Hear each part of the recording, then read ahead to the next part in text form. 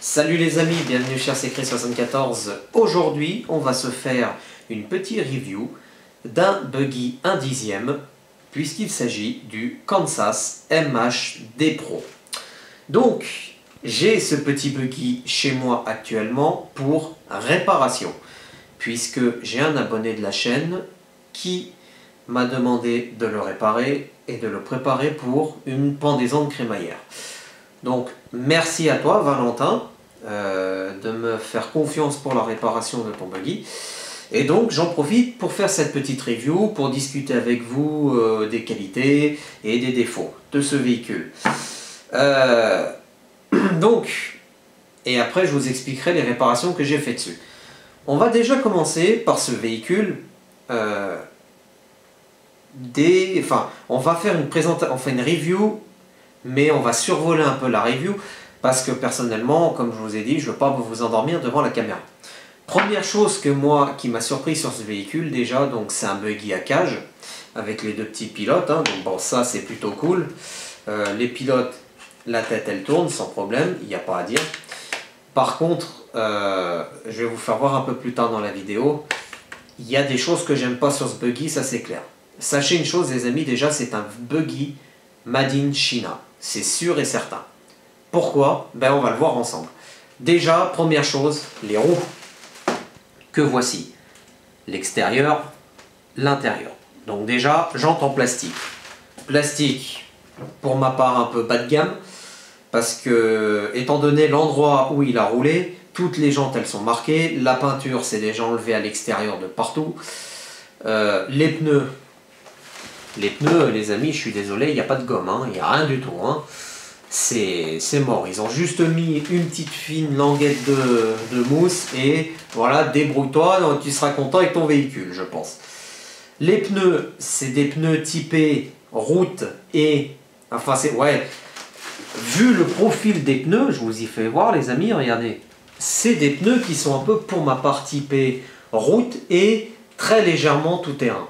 Quand je dis très légèrement tout-terrain, c'est pas comme les pneus du Mojave ou du Obao Hyper VS2 ou bien du Granit ou bien du X-Max. Il y a du crampon. Là, il y a du crampon, mais c'est sans plus. Donc déjà, les pneus, les roues, déjà, je suis déçu là-dessus, c'est clair. Puis d'ailleurs, elles sont encore sales, il faut que je les nettoie. Donc c'est tous les mêmes, hein, les roues et les pneus, les jantes, enfin, les jantes, les pneus, les mousses, il n'y en a pas. Il y a une chose qui est sûre dans ces pneus, enfin dans ces jantes, regardez, il y a des trous de partout pour évacuer la flotte.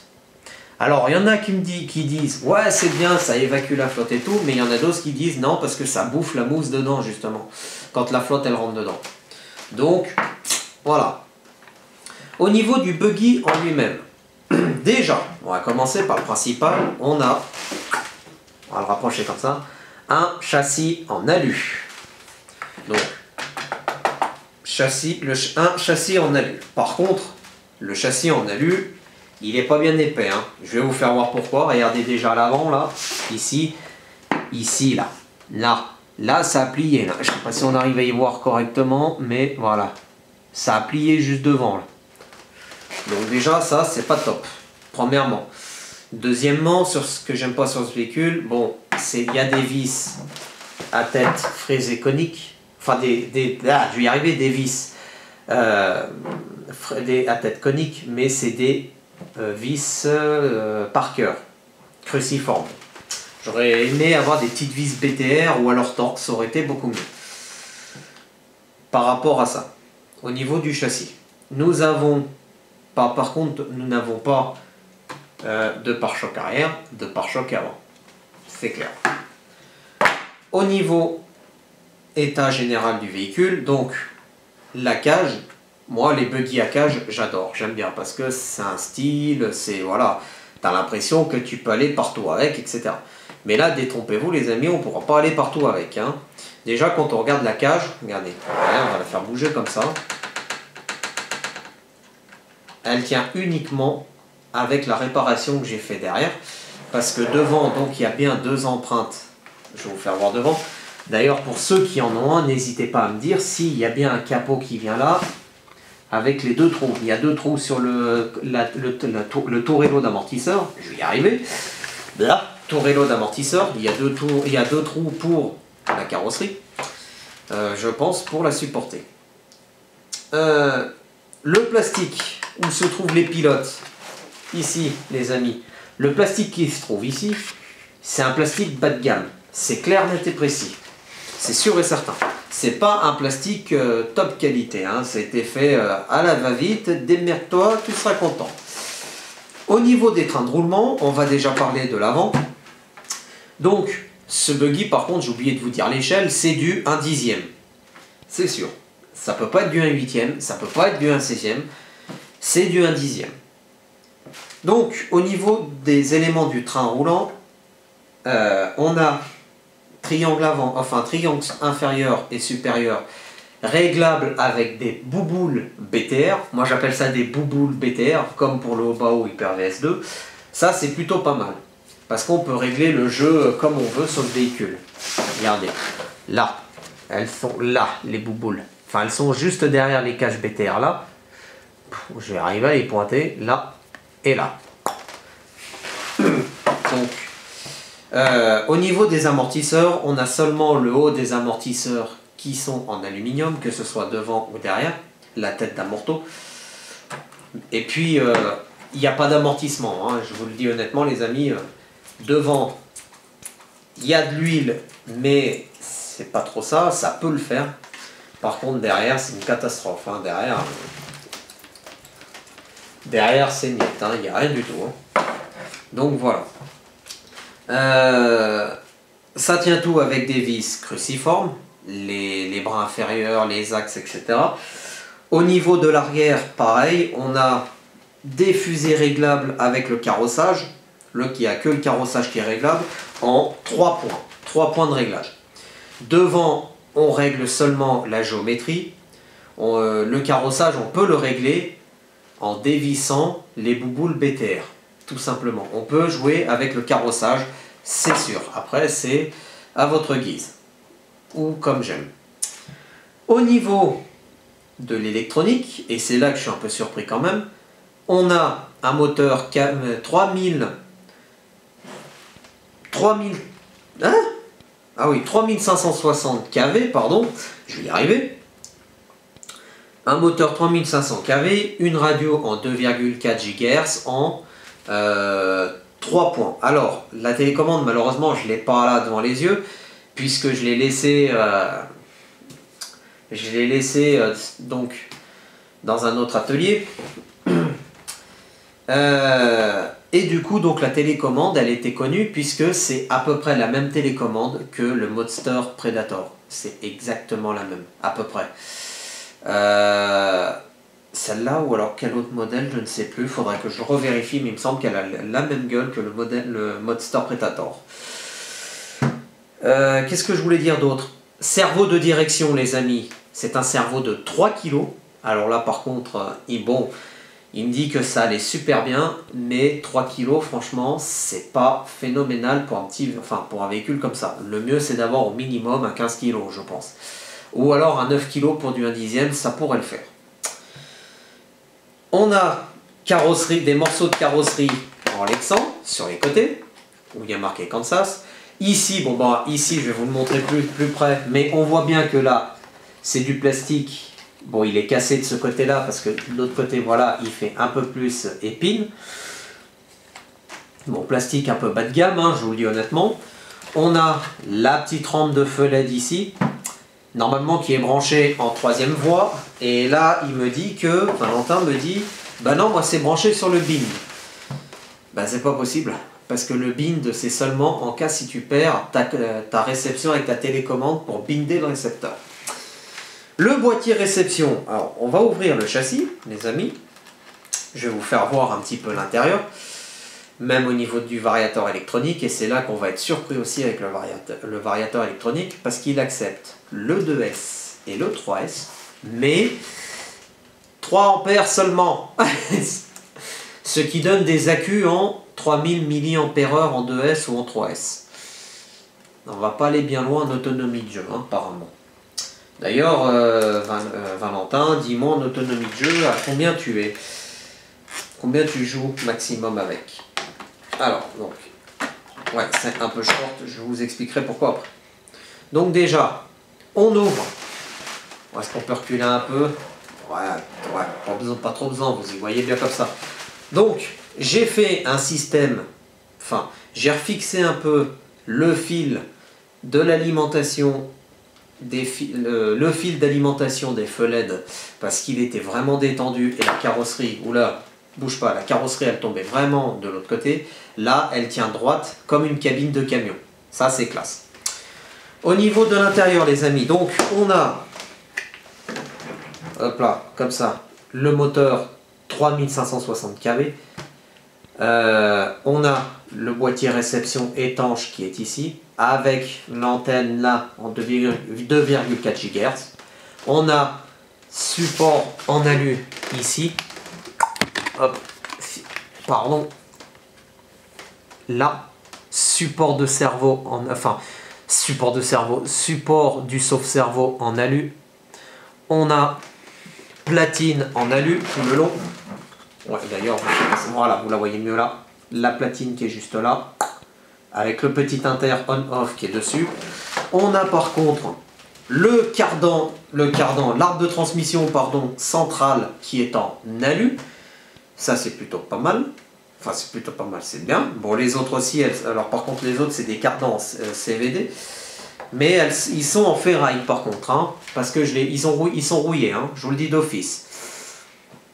Donc le cerveau de direction qui se trouve ici, 3 kg, c'est pas énorme. Et le variateur WP 108L 60 RTR, bien sûr, soi-disant qui est waterproof, il est en prise DIN par contre, sur ce véhicule-là, prise DIN, et il accepte le 2S et le 3S, mais que jusqu'à 3 ampères maximum, pas plus. Voilà, donc, et bien sûr, j'ai oublié de vous montrer le support AQ. Franchement, regardez où il est ici. Là, pour mettre l'AQ, ça tient par 2 clips de carrosserie, on enlève, on met l'AQ, la cage en plastique par-dessus, on fixe, au revoir, bonne journée. Qu'est-ce que je voulais vous dire d'autre, les amis, avant de vous dire ce que je fais en travaux dessus? Ah oui, on va refermer la carrosserie. La carrosserie d'ailleurs qui est vraiment... voilà. Vous avez compris. On va la remettre dans cet état. Alors, vous allez me dire, oui, mais vous êtes en chie pour la remettre dans cet état, c'est normal.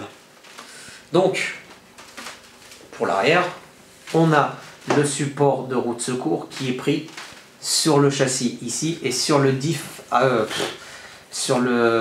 diff arrière ici. Par contre, on a un diff avant,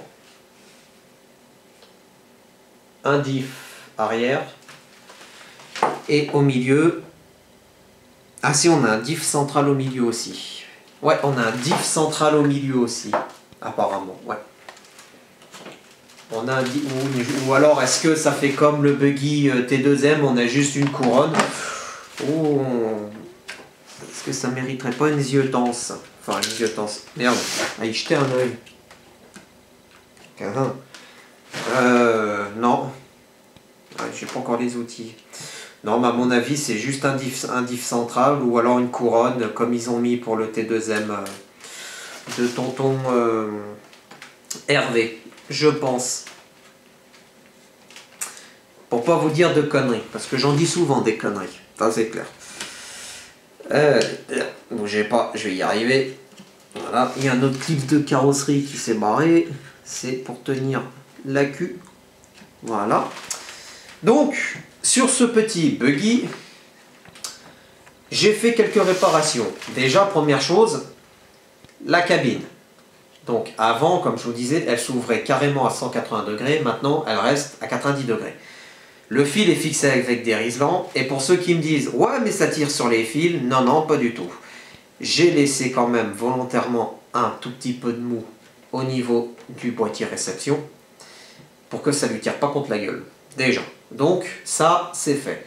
Deuxièmement, sur ce véhicule, ce que j'ai fait, ce que j'ai fait, c'est un nettoyage complet. Et quand je vous dis nettoyage complet, tout nettoyer, tout passer à la soufflette, tout repasser à la WD-40, il est propre, nickel, on peut manger dedans. Nettoyage complet, c'est fait. Il y aura juste les roues qu'il faut que je nettoie parce que j'ai pas encore eu le temps de les faire et j'ai eu pas mal de petites réparations.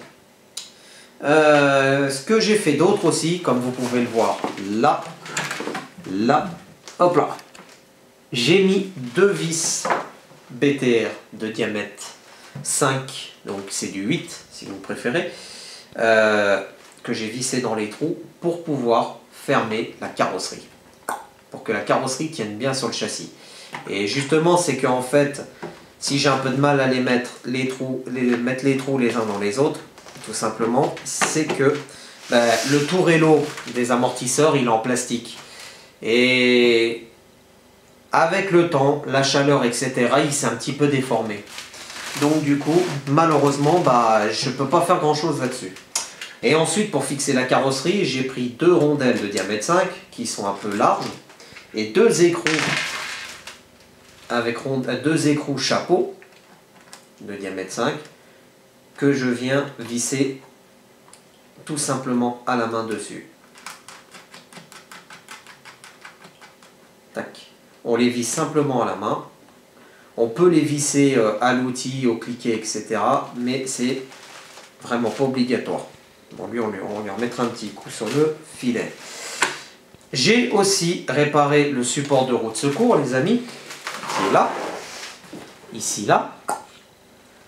Donc au début, il y avait un arceau qui venait englober toute la roue en plastique. J'ai tout coupé parce que c'était tout cassé. Et je l'ai refixé par 4 petites vis de diamètre 3. Il y en a 2 qui sont pris sur le diff. On la voit ici. Il y en a 2 là. Rapproche le véhicule là. Voilà. Il y en a 2 qui sont pris, un de chaque côté sur le diff arrière en haut et 2 sur le châssis en dessous. Ici et ici. Donc, roue de secours, c'est fait. Par contre, là, il faut que j'ai fait aussi une autre chose. J'ai réparé ces 2 petites pièces en plastique. Vous allez me dire qu'est-ce que c'est. C'est les 2 mêmes. Hein. Ces 2 petites pièces en plastique, les amis, tout simplement, ce sont 2 pièces de renfort pour l'arceau qui vient derrière en Z. Là. Ça démarre de là, ça repart au milieu pour repartir en bas. Tout simplement. Voilà. 2 petites pièces en plastique en forme de Z. Tout simplement. La carrosserie, je l'ai nettoyée. Donc j'ai démonté les panneaux où il y a marqué Kansas. Il y en a un qui est cassé apparemment. Oh, d'ailleurs, tiens, ça me fait... Ouh, j'ai remis une vis... va falloir que je renlève une vis pour la refixer correctement.